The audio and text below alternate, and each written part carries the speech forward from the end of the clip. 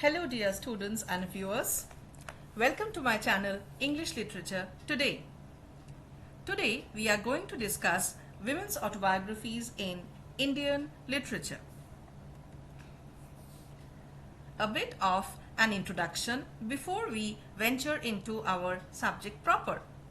In The Creation of Patriarchy, published in 1986, Gerda Lerner had labeled patriarchy as a historic creation and had gone further to elaborate that men hold power in all important institutions in society and that women are deprived of access to such power. One way in which patriarchy ensures its sustained hold is by ensuring effacement or denial of women's existence, silencing their voices. It is in this context that autobiographies written by women assume significance, since they try to inscribe a voice to the dark silence. The location of power in women, which gives rise to the question of empowerment, is intrinsically related to the issue of women's identity, her identity as an individual. This video deals with RasSundari Dashi's Aamar Jiban, Binodini Dashi's autobiography Aamar Katha, Kamala Dashi's autobiography My Story, and Bama's autobiography Karukku. Autobiographies emphasize the importance and singularity of experience and the reconstruction of the sense of individuality. In women's autobiographies, the sense of selfhood constructed through collective alienation from society, reclaiming a language and image or trope to delineate a new identity that is relational.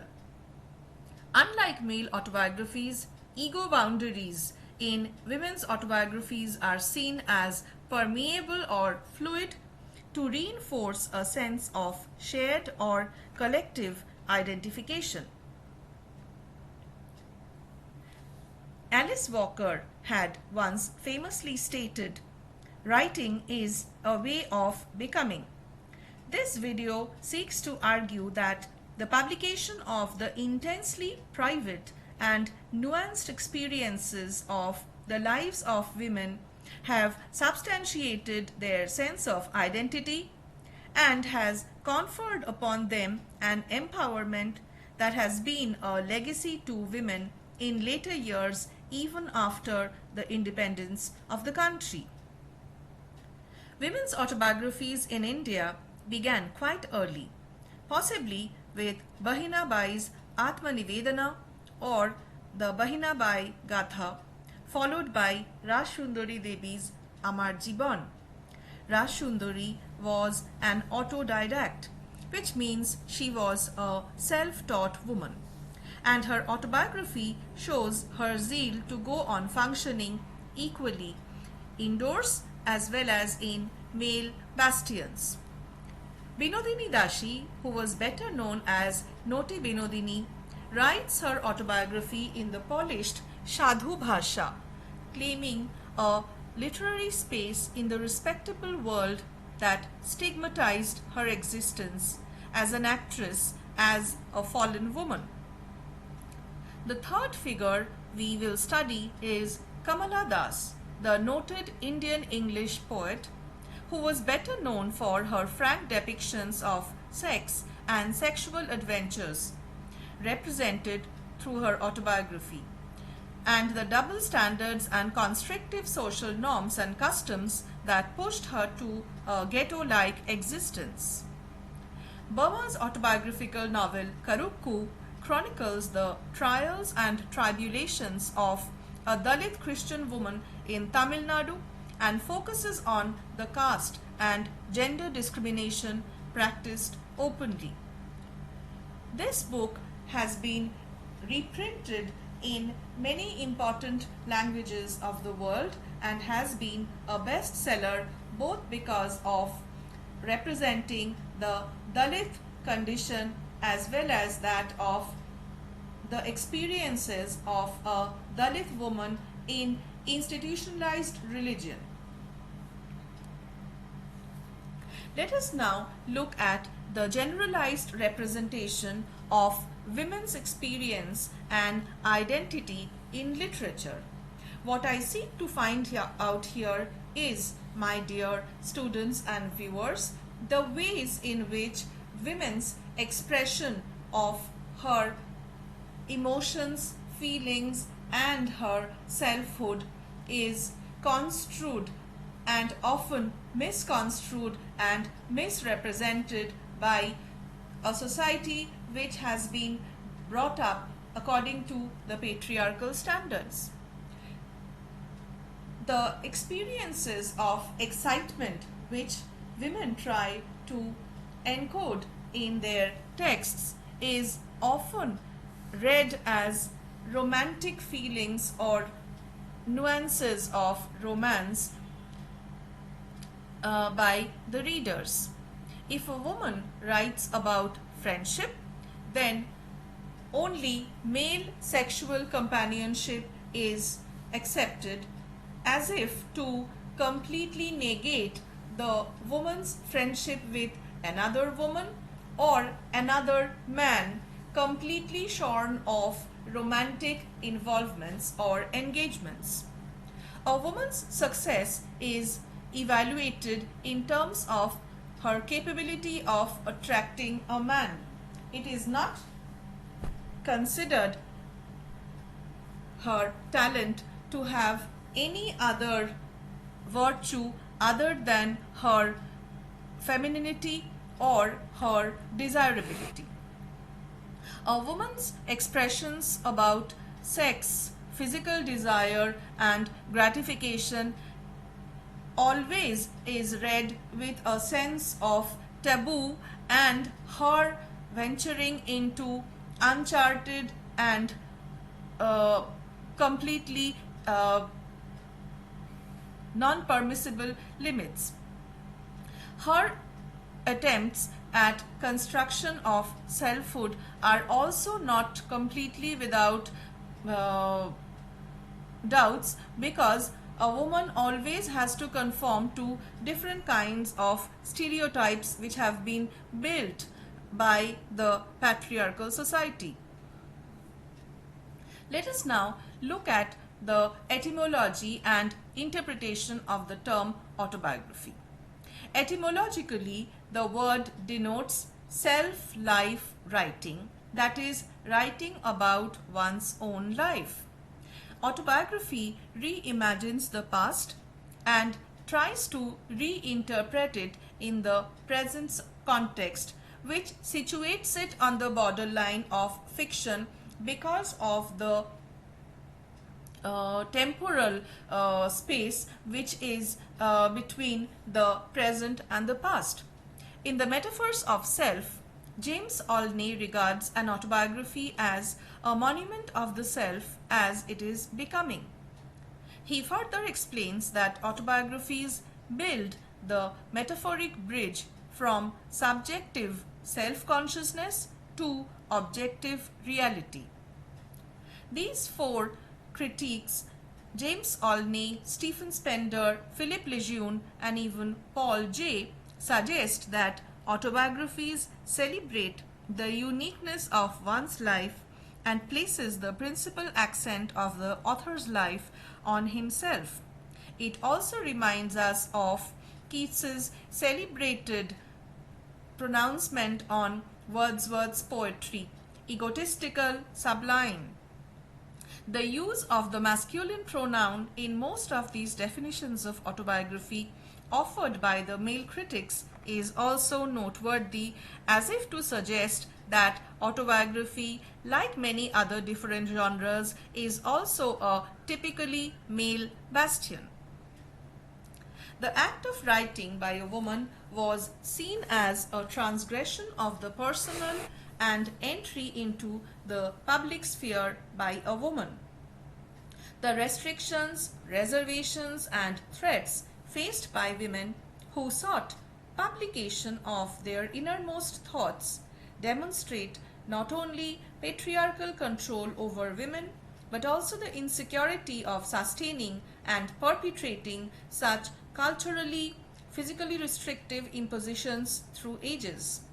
Here, my dear students and viewers, I will ask you to look at the publication history of different women writers, both in Indian as well as in English literature, as well as literature of all the major languages of the world.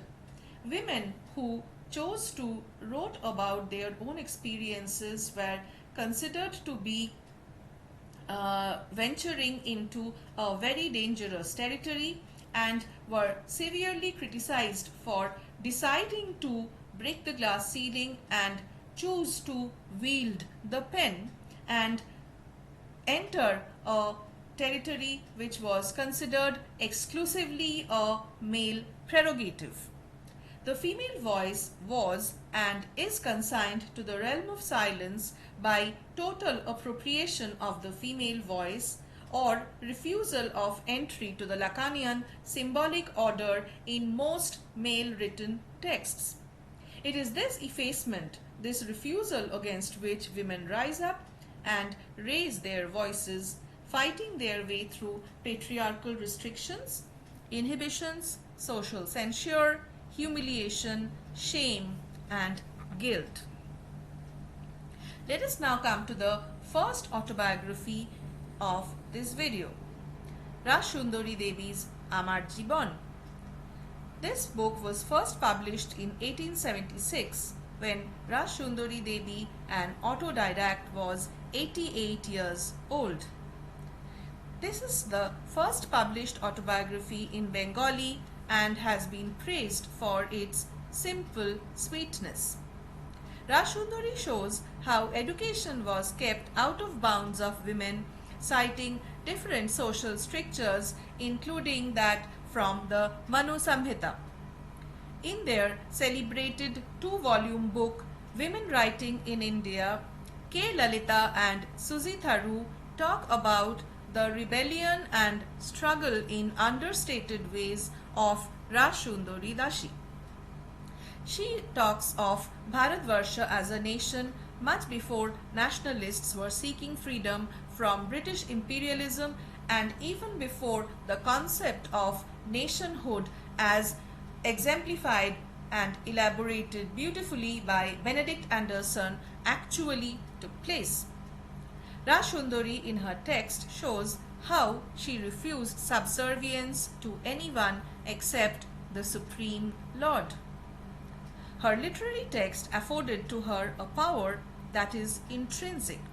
And this power, my dear viewers and friends, is not a disabling power. It does not seek to suppress or oppress others. It is not hegemonic or disabling, rather it is an enabling power. RasSundari worked to blur the boundaries between the private world and the public and to completely assuage the boundaries and the constrictive restrictions which were in place, a move later day feminists sought to address. Let us now move to the next writer, Binodini Dashi, who was better known as Noti Binodini because of her professional abilities as an actress in the Bengali theatre. Binodini Dashi was a very famous and a controversial figure in early 20th century India. This book, published in 1912, is a text that blends the genres of autobiography and letter or the epistolary novel. Binodini chose to write her autobiography at the behest of her mentor Girish Chandra Ghosh, notable theatre personality of the time. The text has a preface and 3 short dedications. She has expressed in her text how her desire for communication and redemption or solace overrides the private and how the intimate form of the letter in the public sphere through the autobiographical mode is handled. Binodini chooses to use Shadhu Bhasha as against the Cholit Bhasha or the spoken linguistic mode as a means of claiming some kind of a respectability. I would here pause a moment to talk to you, my dear viewers and students, about the two kinds of language that always exist. One, a learned and a scholarly language which is used for writing or written purposes, and another, the conversational or the familiar tongue which is usually spoken by commoners. It is noteworthy how Binodini chose to use the scholarly Shadhu Bhasha because her position as a theatre actress always was considered to be one of a lowly career, and her life was under a scanner because people believed that she had loose morals and that she almost prostituted herself because she chose to come out from the completely personal space of the home to the public space of the theatre stage. This text is a heterogeneous collection of a number of texts which defy chronological structure but is very interesting to read nevertheless. Three main issues are discussed here: her life as an actress, the contemporary Bengali theatre, and her own status as a fallen woman, a social pariah, something that I was talking about just a little while ago. The third autobiography that we come across in our video today is that of Kamala Das.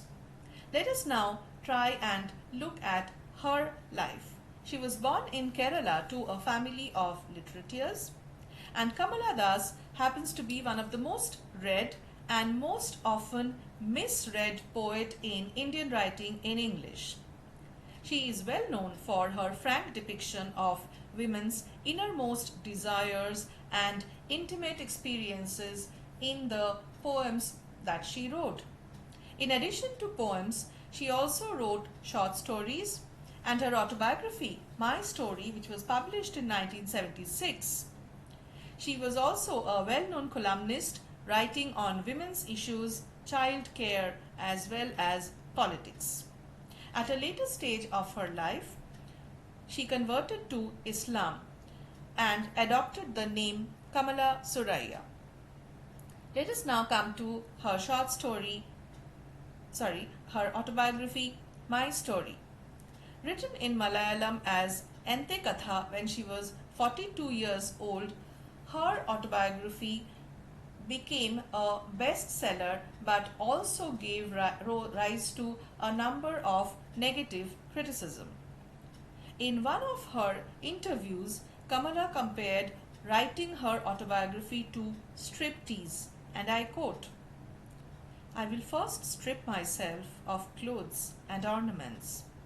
Then I intend to peel off this light brown skin and shatter my bones. At last, I hope you will be able to see my homeless, orphan, intensely beautiful soul in a fourth dimension." Unquote. Her autobiography was intensely personal, controversial, yet disarmingly honest and poetic. However, many critics have accused this autobiography of being partially fabricated, an accusation which Kamala acknowledged in one of her interviews which she gave to a leading channel a few years before her death. The autobiography records the incomplete, unfulfilled journey of a woman in search of true love, moving from one man to another but only finding lust and sex. As epigraphs to some of her chapters, Kamala has also included excerpts from some of her celebrated poems. Kamala rebelled against social conventions and bourgeois morality and lashed out against hypocrisy and meanness. Let us now come to the autobiography by Bama named Karukku. Bama Faustina Mary is the first Dalit woman writer in Tamil whose works have been translated into English, French and many Indian languages. She was born at Puttupatti near Madurai in 1958 to a family of converted Christians. This was a family who fought poverty but who chose to educate their children, and Bama's life was influenced by that of her elder brother, who was a very learned man. After completing her education, Bama worked as a teacher and later joined the convent to become a nun. After 7 years, she gave up convent life as she found that Dalits are discriminated even in Christianity, the religion that proclaims the equality of all human beings before God. She works as a teacher in a school at the small village of Uthiramerur near Kanchipuram. Bama is the most celebrated contemporary Dalit woman writer who has been in the forefront of caste literature activism and has given Dalit aesthetics tremendous visibility on the literary campus of India. Besides English, French, her book has been translated to German, Telugu and Malayalam. The novel which we are seeking to read today has been translated into English by Lakshmi Hallstrom, who is one of the most successful Indian translators. The word Karukku, which is the title of the autobiography, means both PALMYRA leaves as well as embryo. An embryo, my dear students and viewers, actually shows or represents new life, new hope. On the other hand, the PALMYRA leaves are sharp, double-edged leaves which are almost circular in shape and has a typical rural presence. The text traces the development of Bama from an ordinary village girl to a Dalit woman committed to fight for the cause of her community. Karukku is an attempt to break away from the shackles of conventionality, of the existing tradition of subjugation and oppression of the marginalized. The author Bama seeks to identify ways of defining one's own identity as she challenges the injustices which had become the norm. In a chapter depicting her childhood, she traces how, as a young girl going to school, she noted with fascination as well as a kind of matured revulsion at the practice of untouchability that made divisions in her own village. The discrimination that was practiced by the upper caste people against people belonging to her caste made her shiver in fear as well as in hatred. It was her elder brother who initiated her into a life of knowledge and the pursuit of it so that she could successfully overcome these artificial boundaries which sustained discrimination in society. The text is as if a testimony for the atrocity and suffering, thereby bringing the reader in contact with the victim, that is the writer, and the victimization. However, as the narrative progresses and the truth is established, both the protagonist, that is the writer victim, as well as the reader demand reparation and justice. The reader too is as if ensnared into this web of deceit and discrimination that has been perpetrated through generations, and the reader too is obliged to engage in a demand for change. The novel, however, seems less an autobiography and more of a collective biography. Let us now try and reach some conclusions from our study of Indian women's autobiographies in this video. Empowerment of all these four women at least is effectively a negotiation of informal or apparently powerless power into a structured framework that accommodates the hitherto marginalized voices in the mainstream discourse. Power is less a confrontation between two adversaries or their mutual engagement than a question of government. However, my dear students and viewers, we must note here that government does not refer only to political situations or the management of states, but rather it designates the way in which the conduct of individuals or of groups might be directed. To govern is to structure the possible field of action of others. While reading the women's autobiographies, I was, my dear students and viewers, also drawn to a particular genre of literature in faraway Latin America, through which women resort to political protest. This is the genre of testimonial novels. Testimonial novels such as Nobel Peace Prize winning Guatemalan woman Rigoberta Menchú, named I, Rigoberta Menchú, seek to be the voice for those who remain voiceless. In the case of Menchú, she spoke of the atrocities of the Guatemalan government on indigenous people.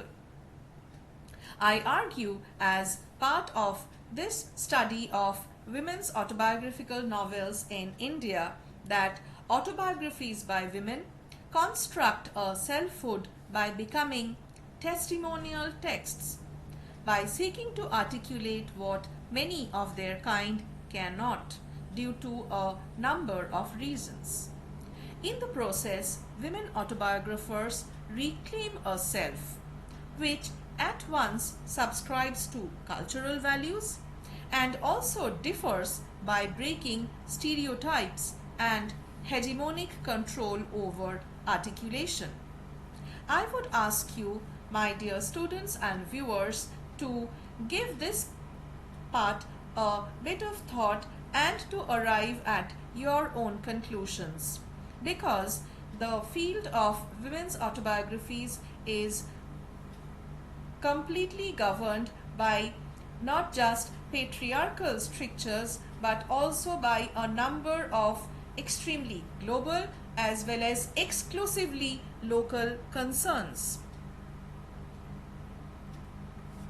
I would end this video presentation by a celebrated saying: some women fear the fire, some simply become it. If you liked this video, I would request my dear students and viewers to kindly like and subscribe to my channel English Literature Today. Please don't forget to press the bell icon. Happy viewing and all the best.